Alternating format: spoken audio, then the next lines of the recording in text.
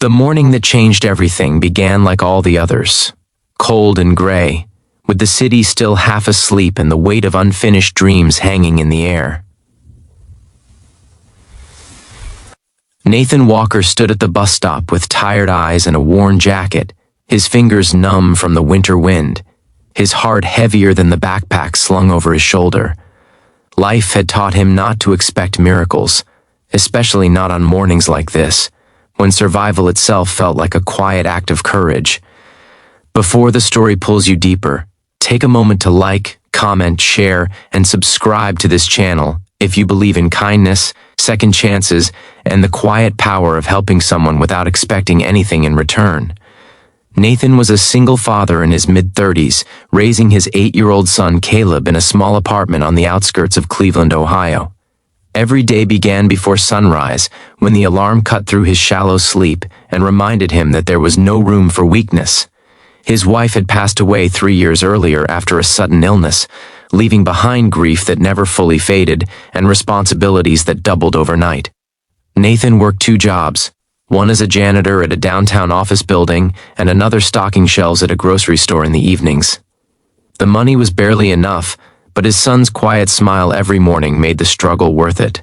On his way to the bus stop each morning, Nathan passed the same corner near a closed-down bakery. That was where he first noticed her.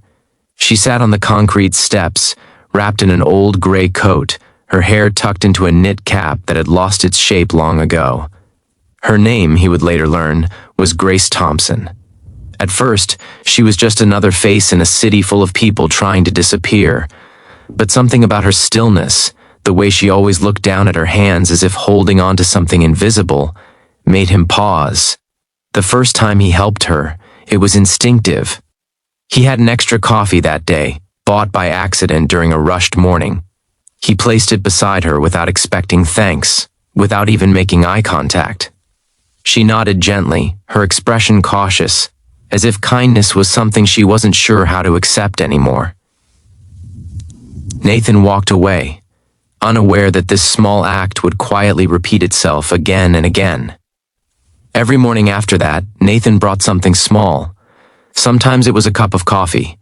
Other times it was a sandwich wrapped in a napkin or a piece of fruit from his lunch bag. He never stayed long. He never asked questions. His life was already heavy, and he assumed hers was heavier. Grace always acknowledged him with a faint smile, a look of gratitude mixed with embarrassment, as though she wished she could repay him but didn't know how. Weeks turned into months. Snow fell and melted. The city changed colors, but the routine stayed the same. Nathan struggled constantly. There were days when the bills piled up on the kitchen table, unopened, because he was afraid of what they might say. There were nights when Caleb fell asleep doing homework at the small dining table, and Nathan carried him to bed, wondering if he was failing as a father. Yet every morning, no matter how tired or discouraged he felt, he still stopped at that corner. Grace, in her early 40s, carried her own invisible weight. The lines on her face told a story of loss, of dreams interrupted and promises broken. She never asked for more than what Nathan gave, and she never explained how she ended up there. But as time passed, something changed in her eyes. They became less guarded, more alive, as if the daily reminder that someone saw her had begun to heal a wound she thought would never close. One bitter morning in early spring, Nathan almost didn't stop. Caleb had woken up sick, and Nathan was late for work. His mind raced with worry about missing hours and losing pay. But as he passed the corner, he saw Grace shivering more than usual, her shoulders hunched against the wind.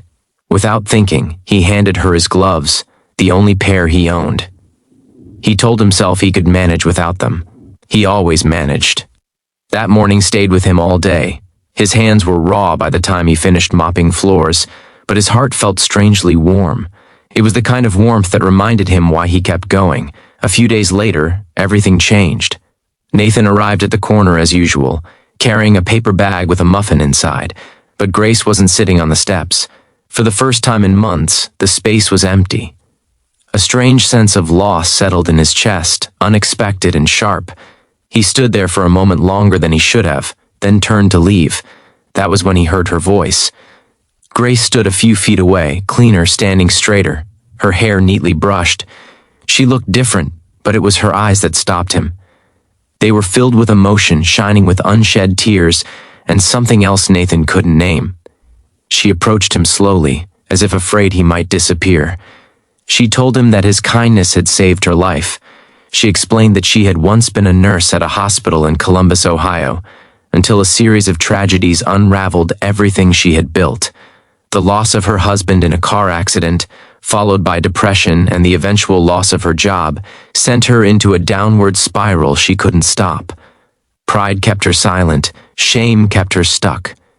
But every morning, when Nathan showed up, she felt human again. Then she said something that changed everything.